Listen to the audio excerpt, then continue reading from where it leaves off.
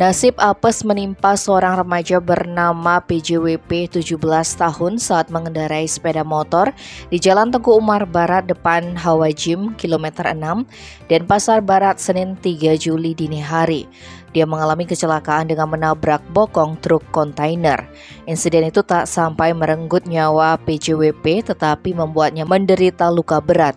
Menurut Kasihumas Polresta Denpasar AKP Iketut Sukadi, peristiwa itu bermula ketika truk kontainer Hino yang dikemudikan P, 41 tahun dalam keadaan mogok. Kemudian melintaslah korban dengan motor Honda Scoopy warna putih dari arah barat menuju ke timur. Namun remaja asal Pemecutan Denpasar Barat itu diduga kurang hati-hati dalam berkendara, apalagi saat itu dalam kondisi hujan, sehingga setibanya di tempat kejadian perkara, PJWP menabrak bokong truk tersebut.